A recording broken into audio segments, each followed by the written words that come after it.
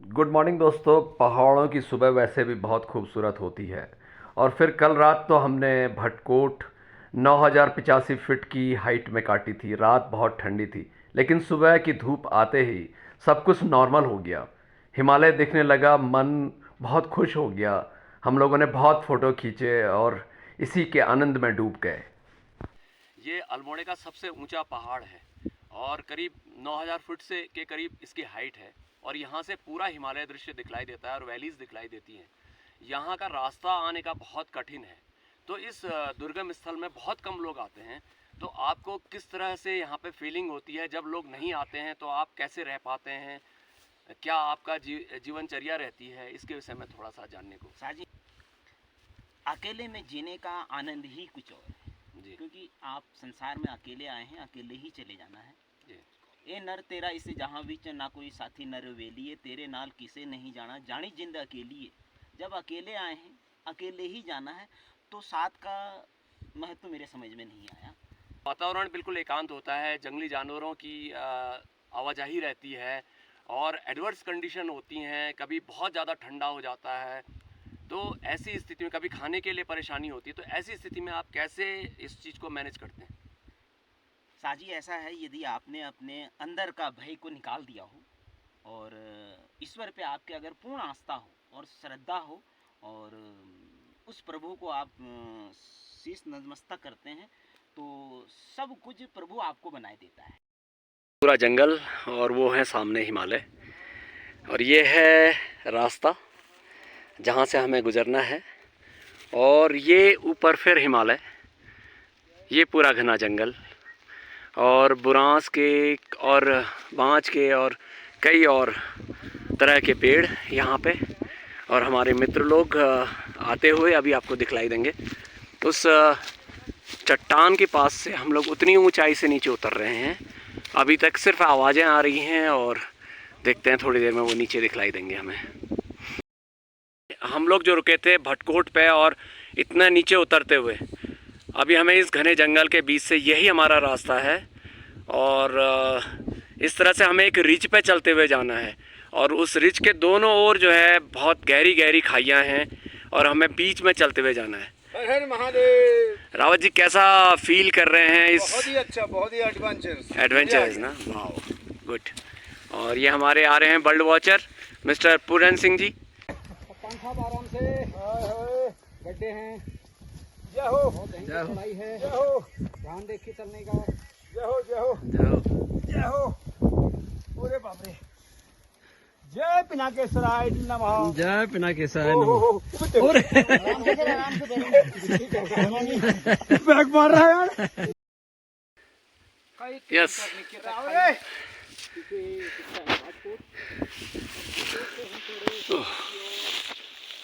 हाँ,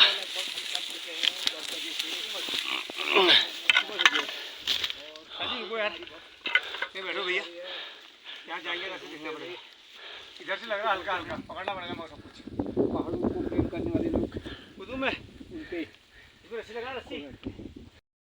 4 घंटे के लंबे सफ़र के बाद इन पत्थरों पे से चढ़ते हुए, बिना किसी रास्ते के, इन घने जंगलों से गुजरते हुए और बिना पानी के हमें यहाँ पे पहुँचना पड़ा। और ये जगह जिसके हमें बहुत काफ़ी समय से इंतज़ार था, वृद्ध पिनाक, हम पहुँच गए आखिर शिव के आशीर्वाद से। ये जगह वाकई में हिमालय दृश्यों के लिए अद्भुत है। और सबसे बड़ी चीज़ जो इस ट्रैक में हमने महसूस करी वो ये थी कि यहाँ पे कुछ भी नहीं है, बीच में पानी के स्रोत नहीं हैं, रास्ते नहीं हैं, जंगलों में ढूंढ के जाना पड़ता है। और रात को हम इस झोंपड़ी में काटेंगे। देखिए ये झोंपड़ी दिख रही है, और पानी के लिए हमें अभी यहाँ भी कम से कम 3 किलोमीटर नीचे जाना पड़ेगा। और ये जो है हमारे वृद्ध पिनाक महाशिव का मंदिर है। आज से करीब 1990 में जब मैं यहाँ आया था तो ये मंदिर इतना बड़ा नहीं था, छोटा मंदिर था, लेकिन अभी ये काफ़ी बड़ा मंदिर बन चुका है। और मैं आपको दिखला देना चाहूँगा कि ये अपने आप में बहुत सुंदर है और यहाँ से अच्छे से हिमालय दृश्य भी दिखते हैं ये। और हिमालय दृश्यों के लिए बहुत सुंदर है। नेपाल हिमालय से लेकर के गढ़वाल तक के हिमालय यहाँ से आप देख सकते हैं। ये देखिए, ये हिमालय के दृश्य। और नीचे सोमेश्वर वैली।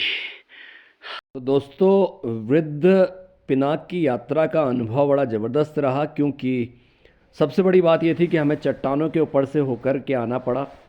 वो तो हमारे पास एक जानकार गाइड था, जिसकी वजह से हम 4 घंटे में यहाँ पहुँच पाए और हम लोगों को इतनी परेशानी नहीं हुई। शायद हम अगर अकेले आते तो हम इतनी जल्दी यहाँ नहीं पहुँच सकते थे। जब भी आपको यहाँ आना हो तो किसी को साथ ज़रूर लेकर के आइएगा।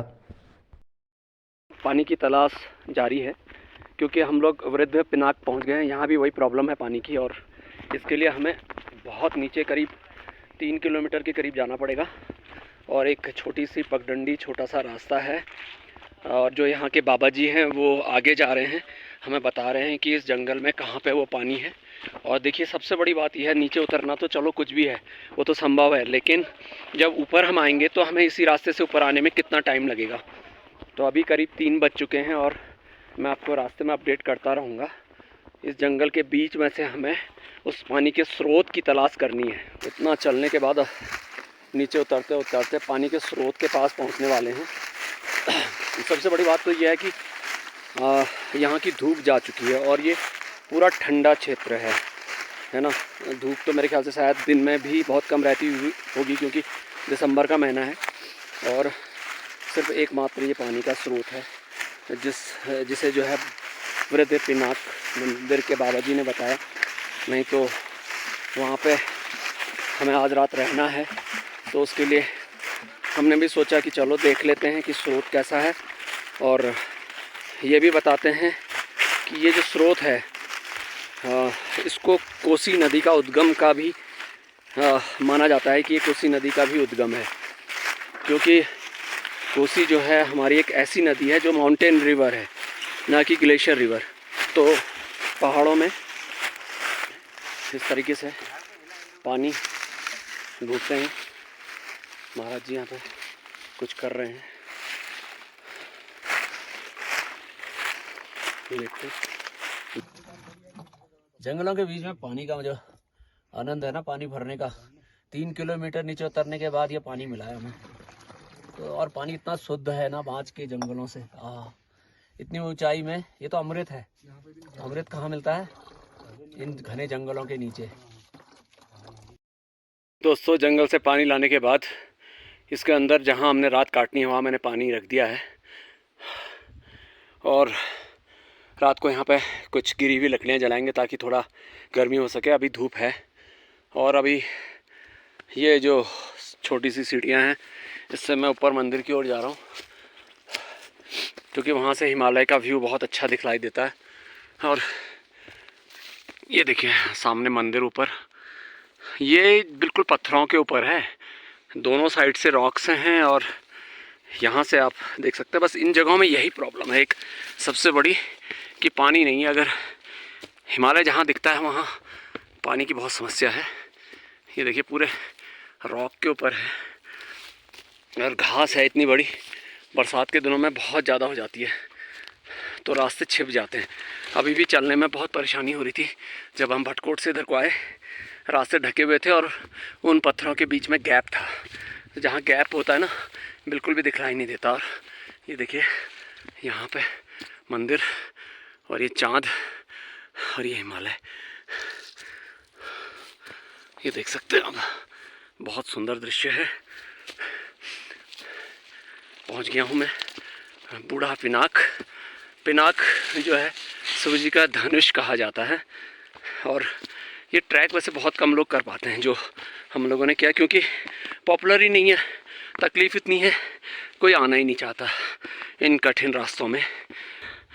तो ये है, हमने बजाई और हो गए हमें शिव के दर्शन। ये देखिए, ये हमारे शिव हैं जो वृद्ध पिनाक में हैं, बहुत सुंदर। और यहाँ से है नज़ारा। हमारे फोटोग्राफर लगे हुए हैं यहाँ फ़ोटो करने में।